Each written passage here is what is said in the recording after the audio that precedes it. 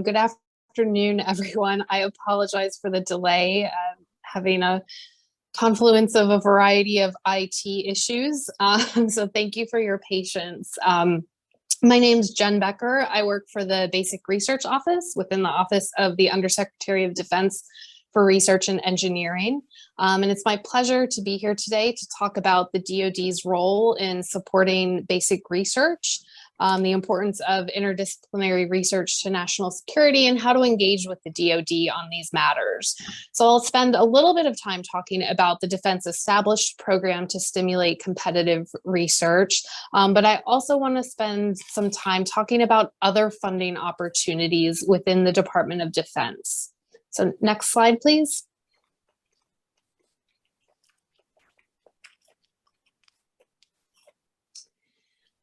So I wanted to start with the DOD's definition of basic research, because many people may think that DOD research is applied in nature. And I want to be clear that we definitely are interested in and support basic research. And so the definition of basic research from the DOD is a systematic study directed toward greater knowledge or understanding of the fundamental aspects of phenomena and of observable facts.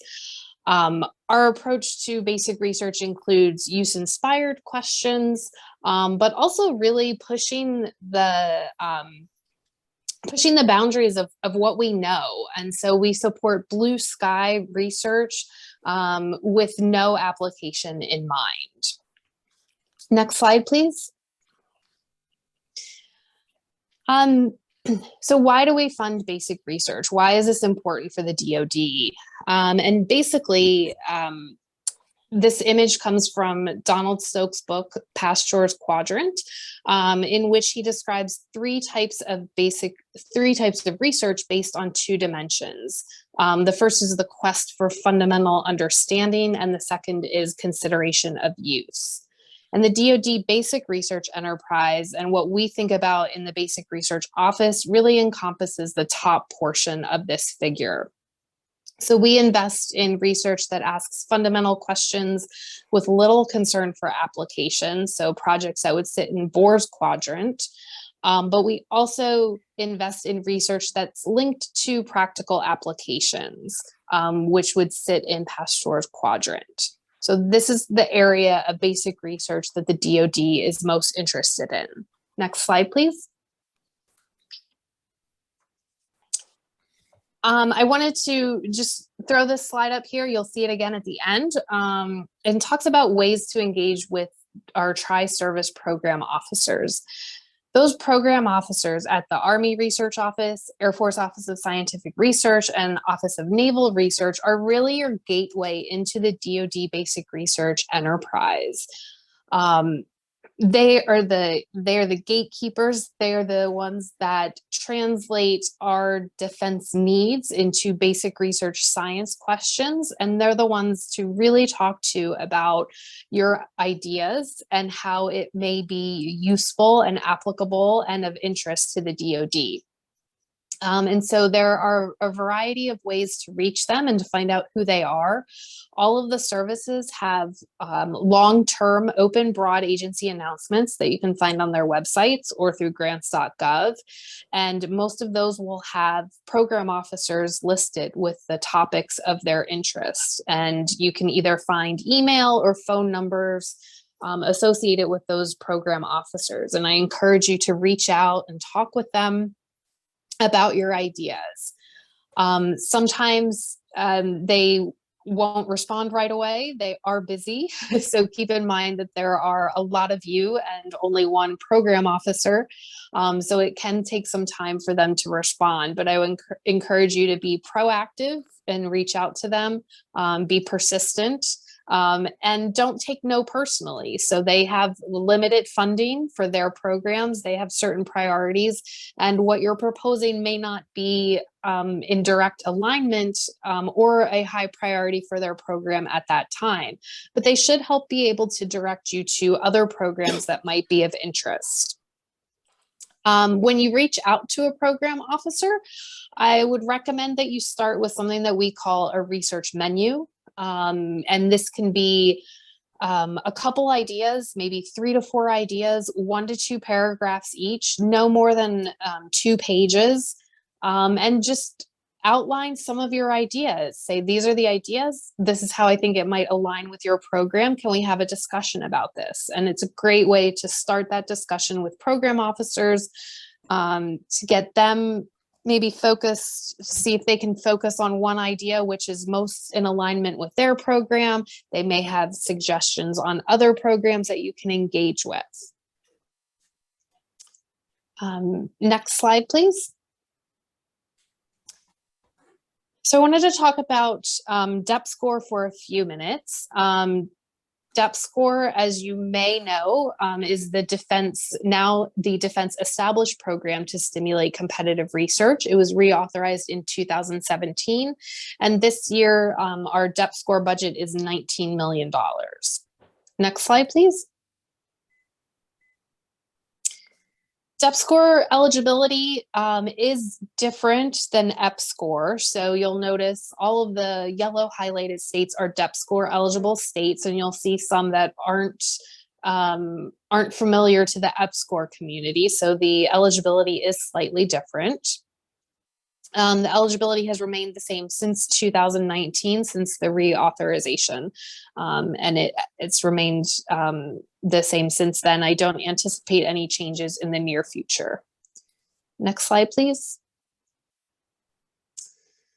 So the goal of DEPSCoR is really to increase the number of university researchers and improve the capabilities of institutions of higher education in eligible jurisdictions to perform competitive basic research in science and engineering relevant to the DOD. And we've traditionally executed this program through 3 key components: a capacity building competition, a research collaboration competition, and outreach and education. Next slide, please. So the research collaboration competition, this is the 4th year that we're doing this, and it really aims to integrate new researchers from DEPSCoR eligible states and territories into the DoD research enterprise. So it is applications must consist of a 2-person team from DEPSCoR eligible states and territories, a mentee or someone who is new to the DoD, they've never served as a principal investigator on a DoD grant, and a mentor, someone who is experienced in working with the DoD and they have served as a principal investigator in the past. These 2 form a team to not only collaborate on research, but also for the mentor to provide information and some guidance on how to engage with the DoD research community. We have a new funding opportunity for FY22. That FOA number is listed there. White papers are due in the September timeframe. And we have, I believe it's 15 different topics that are in that funding opportunity announcement for fiscal year 22. Next slide, please. Our capacity building program was new last year. We are continuing that this year, and we're looking to support strategic objectives of institutes of higher education to achieve basic research excellence in areas of high relevance to the DoD. We want to jumpstart capability development through increased human, technical, and management resources and achieve excellence in a DoD relevant research area. Again, we have a new funding opportunity announcement that's out. You can see the number there, and white papers will also be due in the September timeframe. Next slide. We also are continuing our outreach efforts, and we're very excited to be able to do this in person again. So we recently had our first event after a 2+ year pause. Yeah, there's different sessions. Oh. Sorry? Go to any one of them. I think the ones right now are kind of optional. Okay. You could check the overall agenda. Yeah. Sorry, can you still hear me? Yes, Jennifer. I think someone's unmuted. If everyone can just mute, that'll be great. Thanks. Yeah, sorry, I'm just on my phone, so I can't see people or hands or anything. So Okay. Yeah, so we're really excited to continue our outreach events.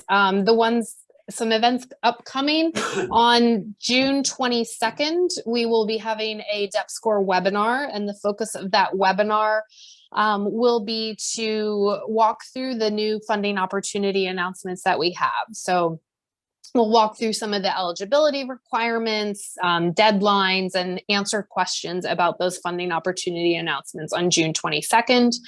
In July, we will have an event at the University of South Dakota, and sometime in the fall timeframe, we will have an event at West Virginia University. So more details will be coming then. Next slide, please. What I wanted to spend the rest of the time talking about, though, is really some of the non-EPSCoR opportunities across the basic research enterprise, and talk to you about where you may look for other opportunities, where after EPSCoR funding, you may find potential follow-on funding. So you can see that broadly, the Basic Research Office oversees and monitors all of the department's basic research portfolio.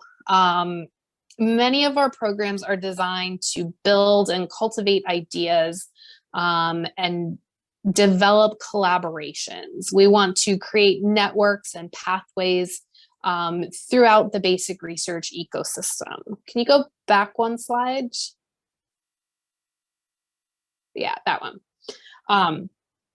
So here's a list of some of the current programs and initiatives that comprise the DoD's basic research investments, and I'll just spend some time walking through some of these. The color coding can be seen at the bottom. So our service programs that are run out of our basic research tri-service offices, so Army, Navy, and Air Force, those are in green. Our cross-service programs are in orange, and the OSD run programs are in purple. So I want to start with our service single investigator programs. You can see in the second from the left column there. These are the core of some of our programs. These are run out of our services. I mentioned the tri-service, the broad agency announcements that each of the services have previously. And this is where you can find what they're interested in. I encourage you to read the broad agency announcements, talk to the program officers. These single investigator programs are really, as a program officer, it's what I loved and what I spent most of my time on. It's a great opportunity to engage with program officers, to conduct really exciting basic research, but also have the opportunity to potentially transition that research into some of our DoD labs. The programs that our program officers build are very collaborative. They often have program reviews, so you get to meet other principal investigators, and it's just a great way to conduct research, to get some very high-risk basic research funded, and to really start to build collaborations into the DoD basic research infrastructure and ecosystem. So I highly recommend you look at those broad agency announcements for those single investigator and young investigator program type awards. We also have programs known as MURIs, so Multidisciplinary University Research Initiative programs. In the 80s, there was an idea to bring together research teams with varied perspectives and expertise to address the increasingly dynamic research challenges facing the DoD.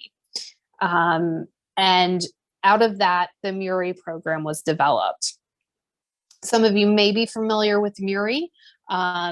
This tri-service program has continued to convene teams of investigators across multiple disciplines with the hope that collective insight from these different disciplines would facilitate the growth of newly emerging technologies that could address the unique DoD problem sets. So MURIs we put out an annual call with different MURI topics. That call comes out in the February timeframe with white papers due around May and full proposals due in September. MURIs are funded at about $1.5 million a year for 5 years. They generally fund about 4 to 6 co-investigators that form a team. And there are generally about 24 to 26 topics each year. So again, I would encourage you to take a look at the MURI BAA that comes out every year in the February timeframe.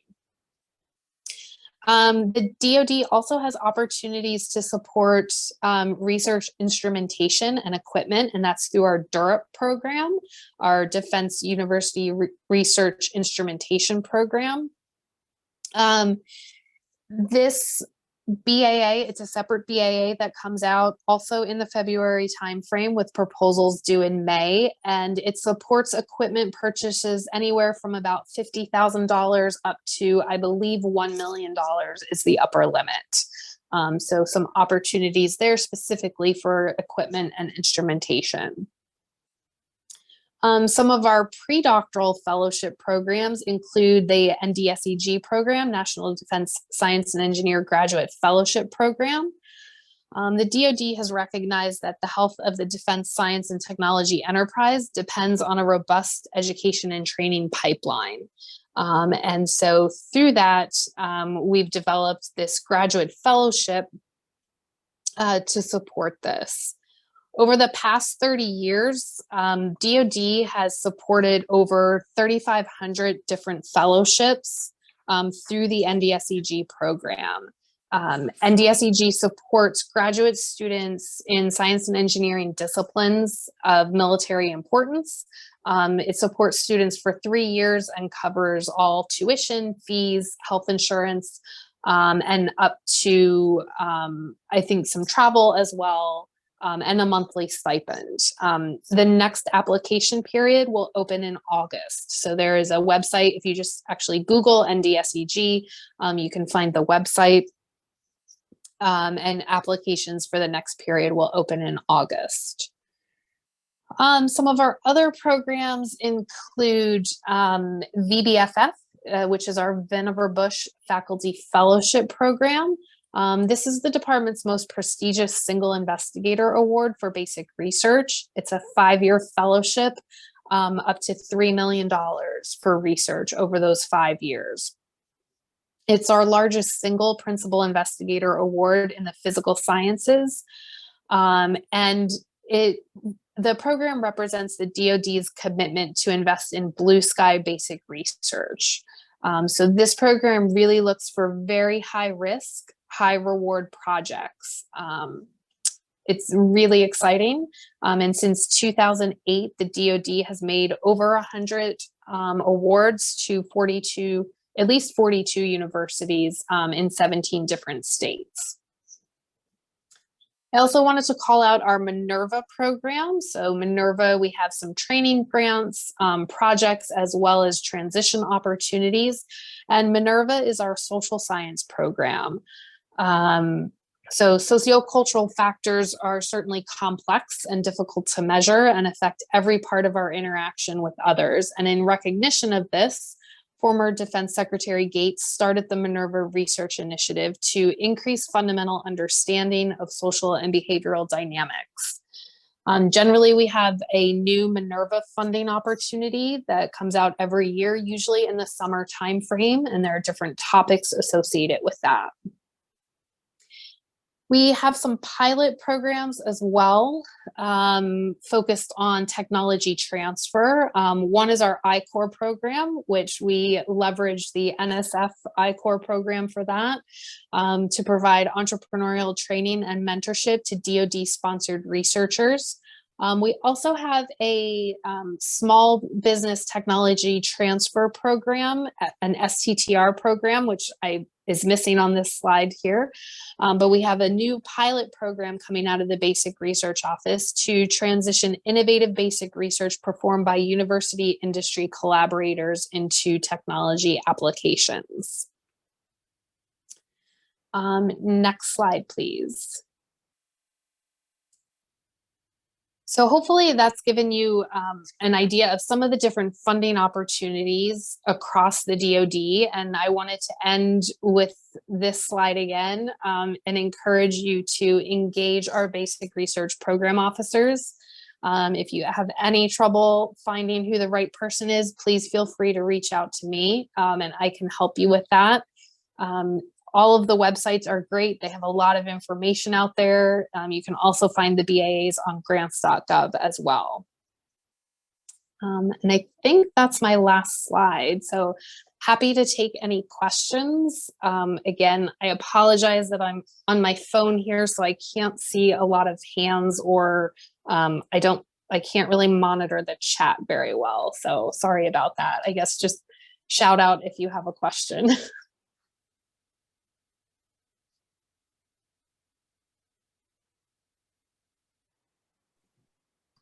Thank you for the presentation, Jen. My name is Brad Kinsey. I'm from the University of New Hampshire.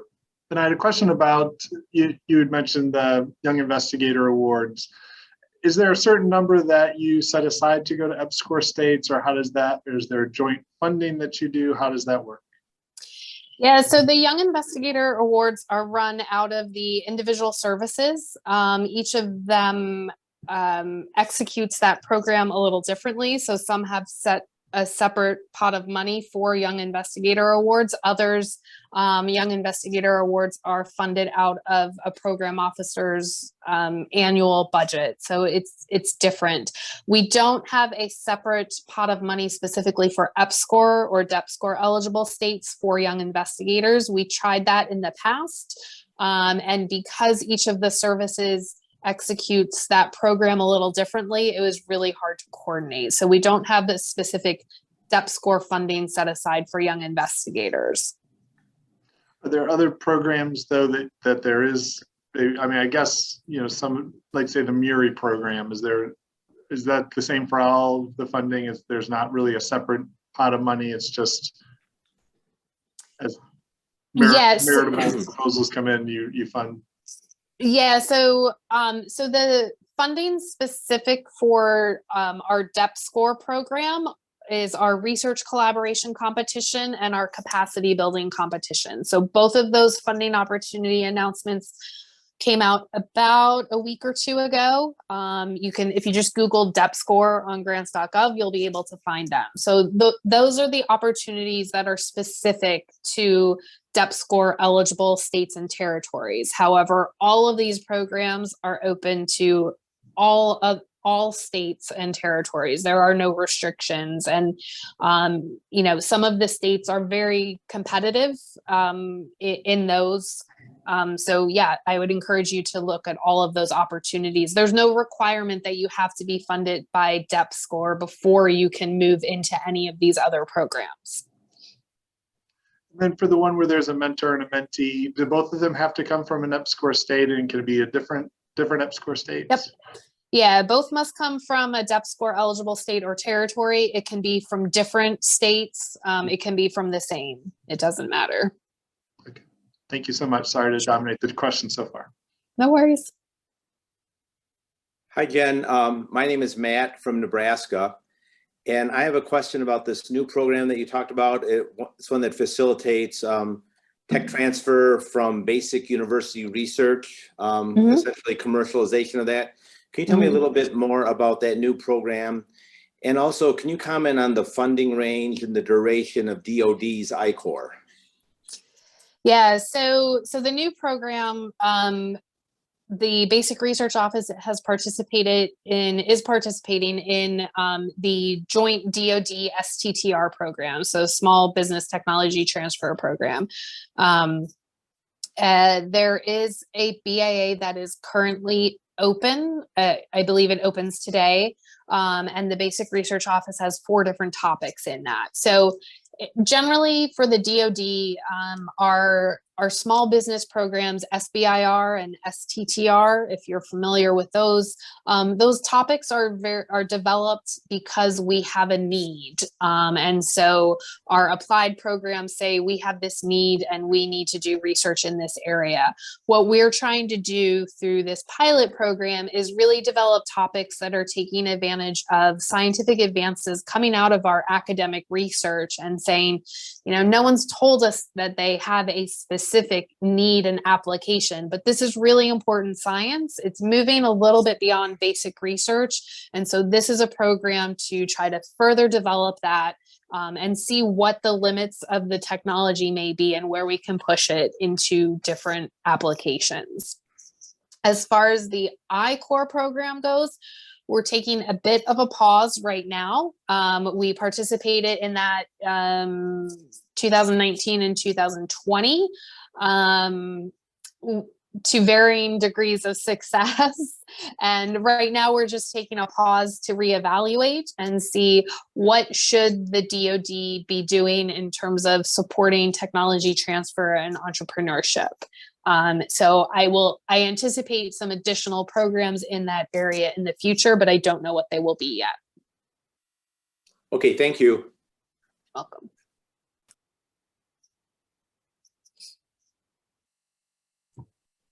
Hi, Jen. Jeff Halpern, University of New Hampshire. I'll also say hi to my colleague Brad. Good to see you here. I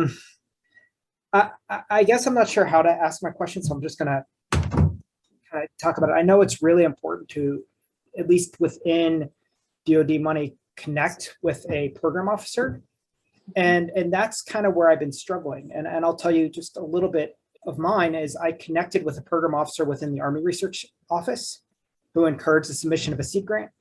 And then that's the last time I heard from that person. And I think that grant might still be pending now 5 years later, because I still haven't even formally got a rejection.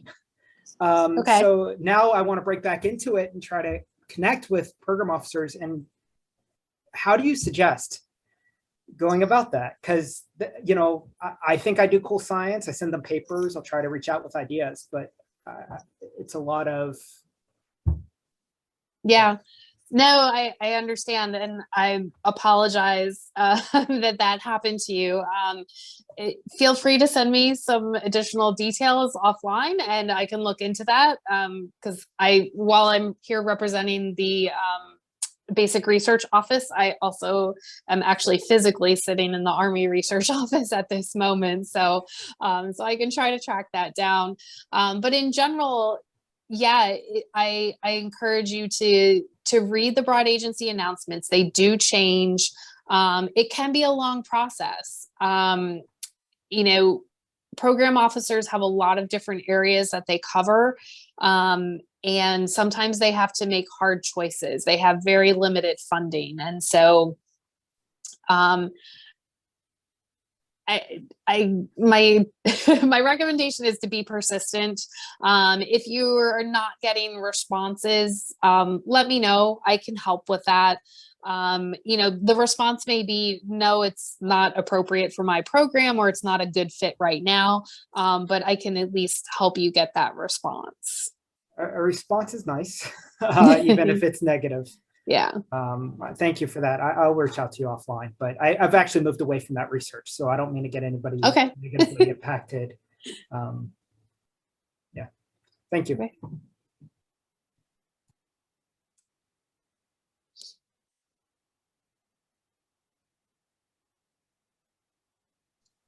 I have a question. I just, as someone who's never really looked into DOD funding before, is there a good place to start to figure out what programs? I mean, obviously they're all on the website, but I just looked there now and there's a lot of them. So yeah, there is. I mean, the broad agency announcements are probably the best place that I can tell you, and they are long. I think the Army Research Office BAA is, you know, over 100 pages long. There's probably 50 different topics in that.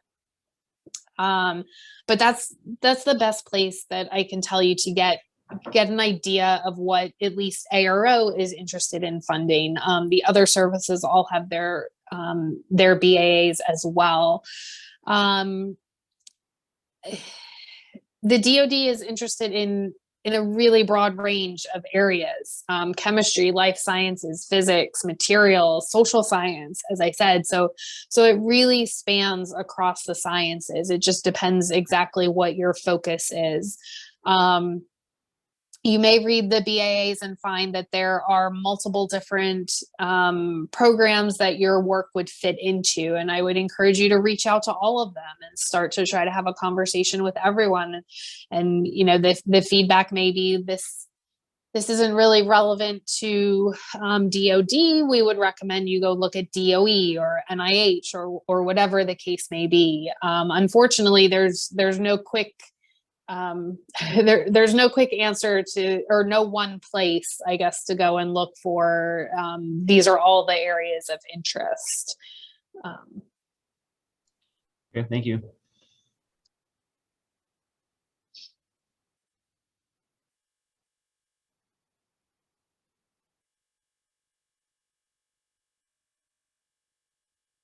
Any other questions?